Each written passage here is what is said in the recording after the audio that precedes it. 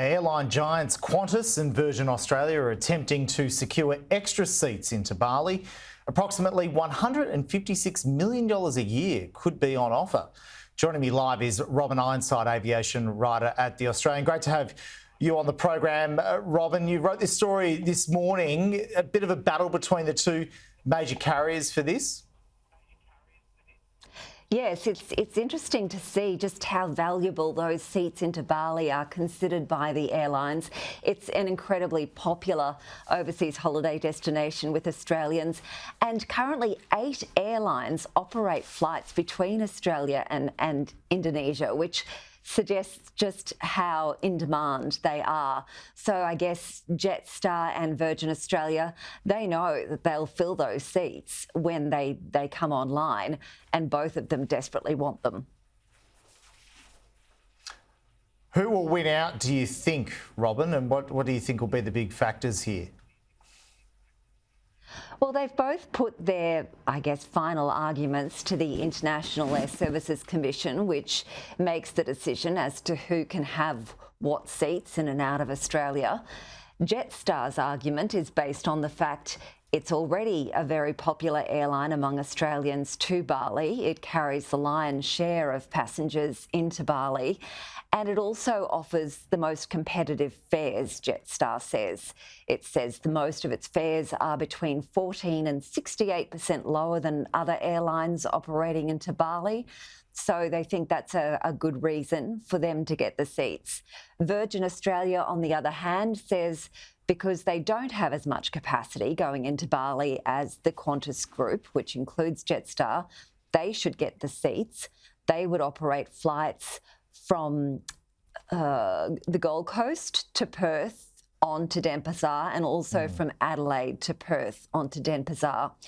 Virgin Australia is also arguing that they employ Australian crews, which I'm sure could be a bit of a sore point for Qantas and Jetstar. Virgin Australia's submission says that Jetstar and Qantas source crews from other ports overseas, whereas all of their crews are Australian, and they would provide more Australian jobs if they get the seats. So, Robyn, you were saying there Gold Coast to Perth, then Denpasar. Would that actually be the route? That would be the route, because these seats, they have to come from a secondary port. So the airlines can't schedule more flights from Perth, Brisbane, Sydney or Melbourne to Denpasar. They have to come from a secondary port. So I guess they get around that by saying, well, we'll fly from the Gold Coast to Perth and then on to Denpasar, and Adelaide to Perth on to Denpasar. Jetstar, on the other hand, is looking at doing flights from Cairns to Melbourne and then Denpasar, as well as a flight from Adelaide, Perth and Denpasar. So, yeah, that's an interesting route, Cairns, Melbourne, Denpasar. I think you'd have to really want to go to Bali to fly. Yes, to fly to Denpasar via Melbourne from Cairns, that's quite a route. Yeah, I think I don't know if there'll be many people keen to do that. Do you think there's a problem too with the regulations on this? If they've got to go out a secondary port, maybe the association's got to have a look at their rules a bit.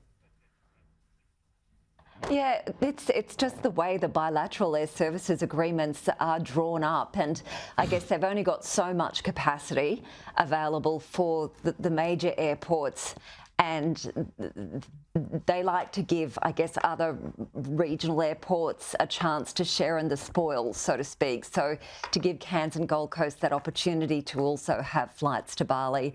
Virgin does do a direct flight from the Gold Coast to Bali. That started last year. And so this would, I guess, in some ways be a second flight for them from the Gold Coast to Bali, albeit via Perth. We'll wait and see what the regulator says and whether people will take that roundabout trip, Robyn. Appreciate your time as always. Thank you.